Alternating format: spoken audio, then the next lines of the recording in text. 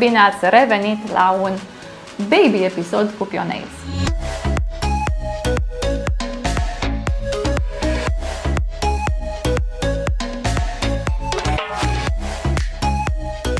Sunt tot eu, Miruna, și am venit să terminăm rețeta. Pentru că orice rețetă este gata atunci după ce ai terminat de spălat vasele, nu? După ce am învățat despre cum să ne aplicăm singure oja semipermanentă acasă, bineînțeles că trebuie să vedem și cum o îndepărtăm. Cea mai eficientă metodă de îndepărtare a ojei semipermanente aplicată în felul clasic este îndepărtarea prin dizolvare. Pentru asta avem nevoie clar de Soak-Off Remover, de foliile speciale de aluminiu, care au aici un pătrățel dintr-un material textil pufos. Bineînțeles, aceste folii pot fi confecționate și de voi acasă, din folie de aluminiu alimentară și o bucată dintr-o dischetă demachiantă.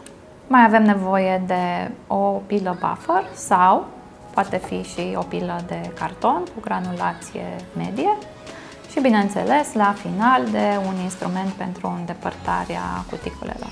Așadar, să trecem la treabă și să vedem care sunt pașii.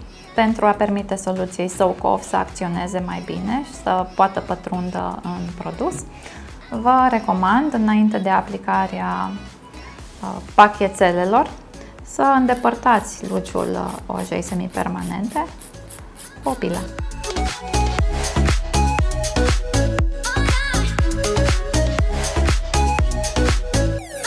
De asemenea, este ok și dacă folosiți o pilă buffer.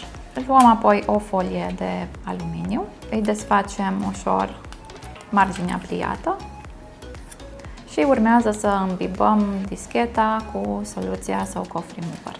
Cantitatea de Soak-Off trebuie să fie suficientă, nici prea multă ca să se prelingă, așa cum am făcut eu, dar nici pusă cu prea multă economie. Pătrățelul textil trebuie suprapus deasupra unghiei, așa că începem să facem primul pliu.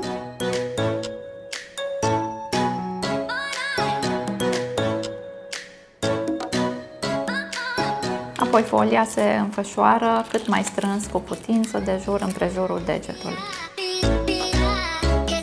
Pentru a sigila foarte bine pachetelul, îndoim capătul liber și strângem din nou foarte bine folia în jurul degetului. Continuăm cu aceeași procedură pentru toate degetele, după care lăsăm soluția să acționeze timp de 10, maxim 15 minute. După ce am așteptat cele 10 minute, desfacem pachetelul. Oja nu se exfoliază în totalitate, restul va trebui îndepărtat cu ajutorul unei spatule metalice. Oja se va destructura asemenea unui puzzle în bucățele mărunte. Resturile de produs rămase pe unghie trebuie sfinisate cu ajutorul unei pile buffer. Din acest moment putem începe din nou procedurile pentru aplicarea ojei semipermanente. La final aș mai avea și câteva mici recomandări pentru voi, tocmai pentru a face mai ușor acest proces de îndepărtare a ojei semipermanente și pentru asta cred că trebuie să știți câteva lucruri. Dacă vă doriți o îndepărtare mai ușoară, ar fi recomandat să nu folosiți la aplicare nail bonder, adică acea soluție de pregătire care funcționează ca o bandă dublu adezivă, pentru că asta va face ca produsul să se fixeze foarte bine în placa unghială. De asemenea, este bine de știut că nu ar trebui să vă faceți întreținerea la mai mult de 2 săptămâni atunci când alegeți să vă aplicați oja semipermanentă în felul clasic și doriți să o îndepărtați prin dizolvare. De ce? Pentru că după acest termen de 2 săptămâni, oja schimbă structura, cumva ea se solidifică, se pietrifică și astfel va fi mai anevoioasă procedura de dizolvare. Așadar, este alegerea voastră. Dacă păstrați manicura pentru 2 săptămâni, ea poate să reziste și până la 4 săptămâni, atât că după acest termen, produsul va deveni mai greu dizolvabil.